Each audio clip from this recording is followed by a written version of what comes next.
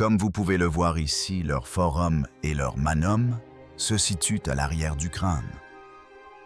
Il s'agit donc d'une caractéristique génétique. Il existe des découvertes que les scientifiques regrettent d'avoir faites. Les résultats de l'analyse ADN des crânes allongés vieux de 301 au Pérou en font partie. Ce qui avait commencé comme une enquête sur une pratique culturelle ancestrale s'est transformé en un mystère terrifiant qui remet en question les fondements mêmes de l'évolution humaine. Le code génétique du peuple Paracus présente des anomalies et des marqueurs qui ont provoqué une onde de choc au sein de la communauté scientifique. Ce que l'on ne vous dit pas, c'est que ces résultats ne se contentent pas d'ouvrir un nouveau chapitre de l'histoire. Ils suggèrent bien que nous ne sommes pas ceux que nous croyons être. Une énigme vieille de 301. Sous la surface brûlante, T a découvert un labyrinthe de chambres souterraines profondes et finement creusées que les archéologues appellent des shulpers. Il ne s'agissait pas de simples tombes, mais de majestueux tombeaux en pierre, construits pour durer l'éternité. À l'intérieur, disposés avec un soin glaçant et délibéré, reposaient des corps de plus de 300 mm. Mais ce n'étaient pas des restes humains ordinaires. La première chose qui a frappé l'équipe, ce sont leurs crânes.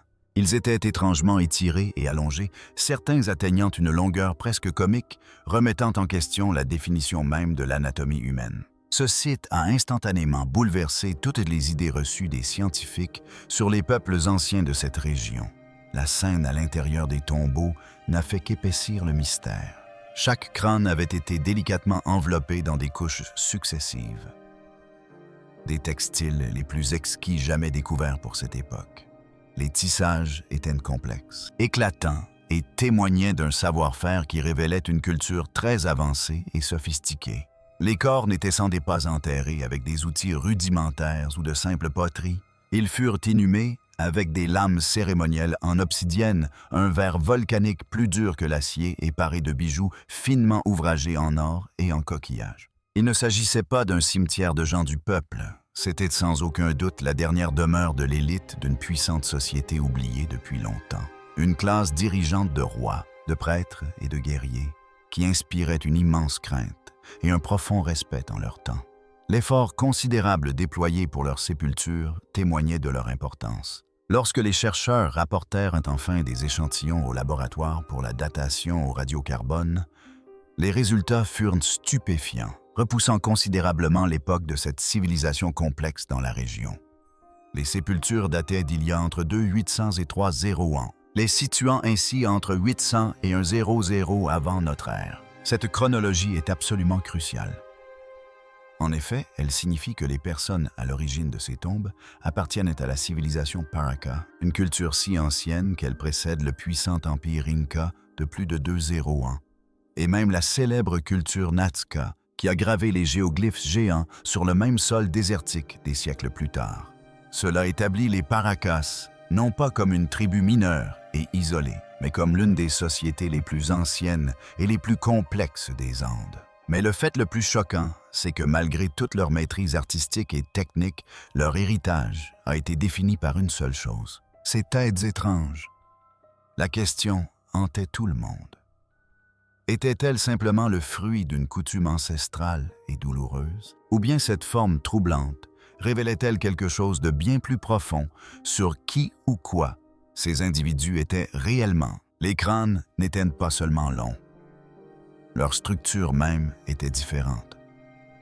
Ce que beaucoup ont négligé dans la précipitation initiale a porté un jugement, c'est que le volume crânien de certains crânes était, selon les informations, jusqu'à 25% supérieur à celui d'un crâne humain normal. Plus étonnant encore, il serait jusqu'à 60% plus lourd.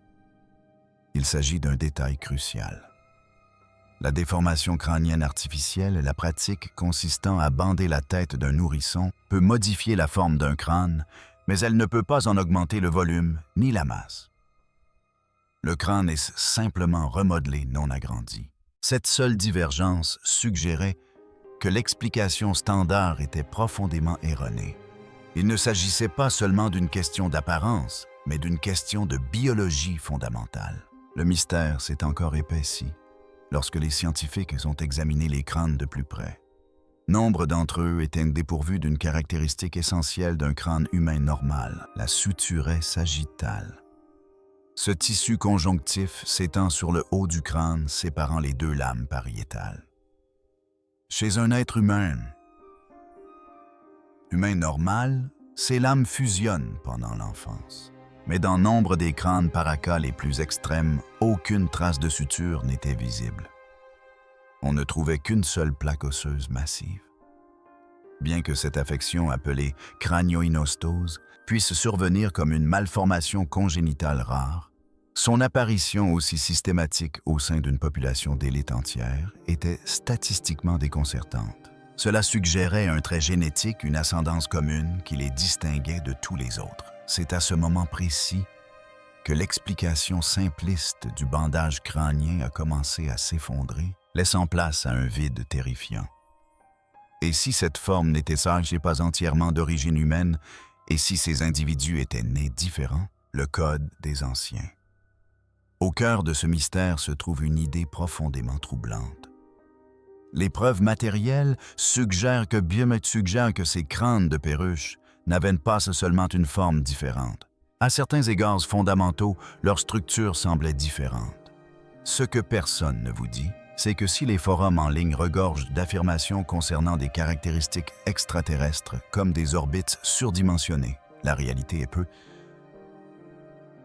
plus subtile et, pour le dire gentiment, bien plus problématique d'un point de vue scientifique. Les anthropologues reconnus ont confirmé que de nombreuses caractéristiques, comme les orbites, s'inscrivent dans la variation normale chez l'être humain. La forme générale est définitivement attribuée à une déformation crânienne artificielle. C'est une forme anormale, mais le crâne reste humain. Cependant, le débat ne s'arrête pas là. Même au sein de la communauté scientifique, les anomalies s'accumulaient, exigeant une meilleure explication.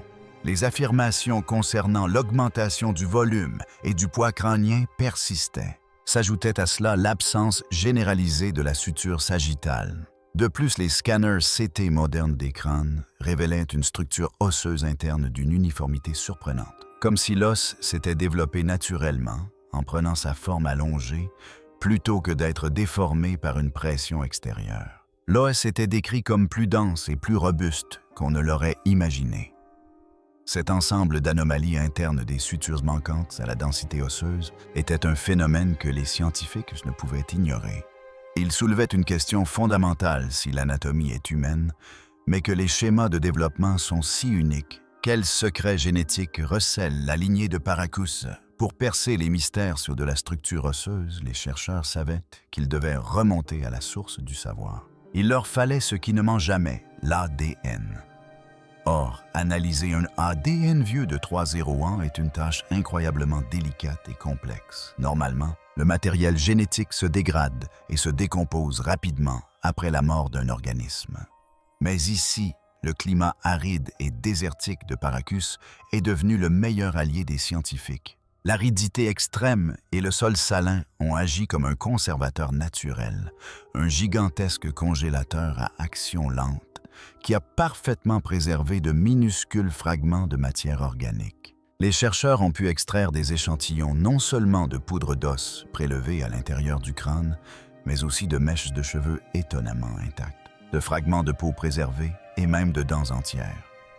Une source exceptionnelle d'ADN ancien. La collecte de ces échantillons s'apparentait à une véritable enquête policière. L'ADN ancien est en effet extrêmement fragile et sensible à la contamination. L'idée qu'une simple cellule de peau égarée ou le souffle d'un scientifique moderne puisse compromettre l'ensemble des résultats était inquiétante.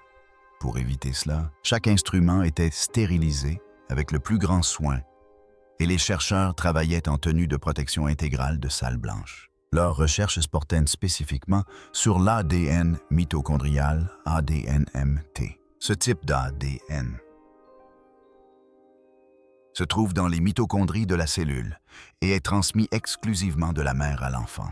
Le fait le plus surprenant est que l'ADN mitochondrial est beaucoup plus résistant et abondant que l'ADN nucléaire, qui contient la majeure partie de notre patrimoine génétique. Du fait de sa robustesse et de son taux de mutation plus prévisible, l'ADN mitochondrial est l'outil idéal pour retracer les lignées maternelles anciennes et les comparer aux populations humaines connues à travers le monde. Afin de garantir la fiabilité des résultats, des échantillons ont été envoyés à plusieurs laboratoires indépendants aux États-Unis. La communauté scientifique attendait avec impatience une conclusion claire et simple qui lèverait enfin le voile sur le mystère des Paracos. Elle s'attendait à ce que l'analyse ADN soit concluante, reliant les crânes aux haplogroupes amérindiens connus, ces familles génétiques auxquelles appartiennent tous les peuples autochtones des Amériques. Au lieu de cela, la stupéfaction fut totale. Les résultats préliminaires n'ont pas seulement manqué d'apporter une réponse, ils ont provoqué une onde de choc qui a ébranlé les fondements de l'anthropologie américaine. Les premiers résultats étaient tout simplement impossibles. L'ADN mitochondrial présentait des mutations inconnues chez tous les humains primates et animaux connus à ce jour. Le directeur du laboratoire aurait même déclaré ne pas comprendre ce qu'il observait. Mais le plus stupéfiant résidait dans l'ascendance révélée. Les scientifiques s'attendaient à un lien évident avec les tribus sud-américaines locales, descendantes des populations ayant traversé le détroit de Bering depuis l'Asie il y a environ 15 ans. Mais ces liens génétiques attendus étaient en grande partie absents. Les données ont révélé une ascendance totalement étrangère. Au Pérou, il y a 3 ans, les généticiens ont découvert des haplogroupes étonnamment spécifiques. Ces marqueurs génétiques, comparables à un nom de famille, permettant de retracer une lignée sur des millénaires. Les haplogroupes trouvés dans les crânes de Paracas étaient généralement associés à des populations situées à des milliers de kilomètres de l'autre côté d'immenses océans infranchissables. Ils proviennent de régions d'Europe et du Moyen-Orient notamment, de la région de la mer Noire et des montagnes du Caucase et même de l'ancienne Mésopotamie. Imaginez un peu ça une seconde. Des crânes vieux de 3 ans enfouis sur la côte péruvienne portaient des signatures génétiques les reliant directement au berceau de la civilisation dans l'Ancien Monde. Comment diable ce matériel génétique a-t-il pu traverser des continents et des océans entiers des milliers d'années avant Christophe Colomb? Cette simple idée a bouleversé la chronologie admise des migrations humaines et des voyages transocéaniques que les historiens avaient défendus pendant des décennies. Il ne s'agissait pas d'une simple anomalie, mais d'une contradiction fondamentale avec tout ce que nous pensions savoir. La situation était trop étrange pour être crue, et ce n'était que le début. Une civilisation mondiale anéantie, les résultats des analyses ADN. Aussi controversés et contestés, soit-ils ont confirmé une chose incroyable. L'élite de Paracus était à tout le moins génétiquement distincte de ses voisins et potentiellement liée à des populations situées à des milliers de kilomètres. Cette découverte remet en question l'histoire bien établie des Amériques. En effet, si des contacts transocéaniques ont eu lieu il y a si longtemps, cela nous oblige à nous poser une question bien plus vaste et troublante. Ces peuples étaient-ils de simples voyageurs lointains ou représentaient-ils quelque chose de plus? Étaient-ils les derniers vestiges d'une civilisation mondiale disparue? Ce questionnement était au cœur même du diffusionnisme, une théorie séduisante mais très controversée, qui suggère que les grandes cultures n'ont pas surgi indépendamment de la boue. Le diffusionnisme, quant à lui, propose que toutes les grandes civilisations antiques, des bâtisseurs de pyramides d'Égypte aux maîtres tisserands du Pérou, aient hérité de leurs connaissances les plus avancées d'une unique et puissante civilisation mère. Une civilisation très avancée ayant existé dans un passé lointain et disparu de la surface de la Terre. Les caractéristiques des Paracas, avec l'apparition soudaine d'une lignée non andine, leur textile inexplicablement sophistiqué et leur obsession pour une physiologie unique alimentent parfaitement cette idée radicale. C'est ainsi que les légendes mondialement connues de l'Atlantide et de Mu s'intègrent à l'histoire des Paracas. On retrouve ce phénomène fréquemment dans les milieux de l'histoire alternative. Selon ces récits, une civilisation technologiquement et spirituellement avancée a été anéantie par une catastrophe planétaire massive, un déluge, une inversion des pôles ou l'impact d'une comète. Les rares survivants détenteurs d'un savoir unique et d'une lignée génétique distincte se sont dispersés à travers le monde. Ils ont navigué jusqu'aux confins de la planète, devenant des figures civilisatrices ou fondant des lignées d'élite dans des régions isolées et reculées, comme l'Égypte, la Sumer et bien sûr le Pérou. Dans ce puissant contre-récit, l'élite Paracas, avec son ADN étranger et ses sépultures élaborées, devient la preuve vivante de cette migration anéluvienne. Il ne s'agissait pas de simples nouveaux arrivants, mais des gardiens d'un savoir ancestral, oubliés leur terre natale, gisant désormais engloutie et silencieuse sous les flots de l'Atlantique ou du Pacifique. Cette idée offre également une réinterprétation saisissante et à vrai dire plus logique de la pratique culturelle de l'allongement crânien. Dans ce contexte, cette pratique n'est pas un simple symbole de statut social.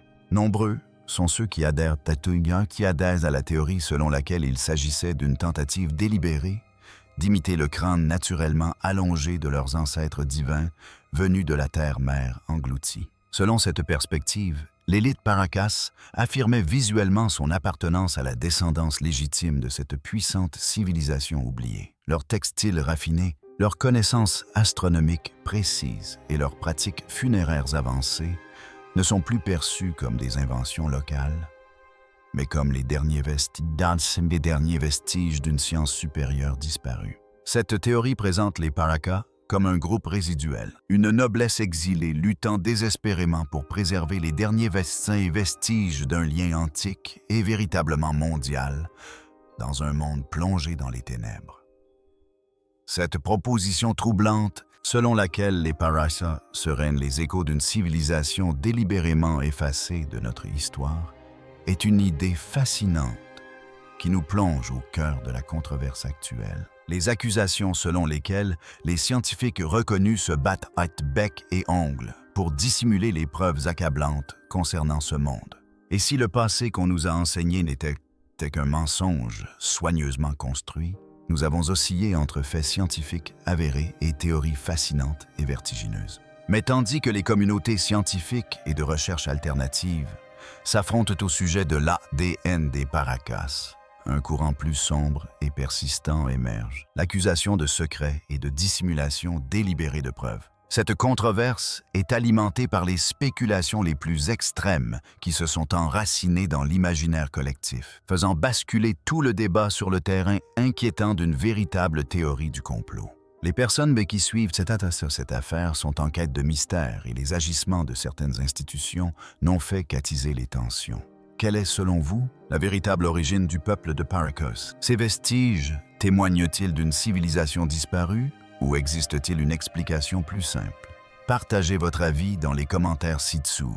N'oubliez pas de liker et de vous abonner pour découvrir d'autres réponses aux plus grands mystères de l'histoire.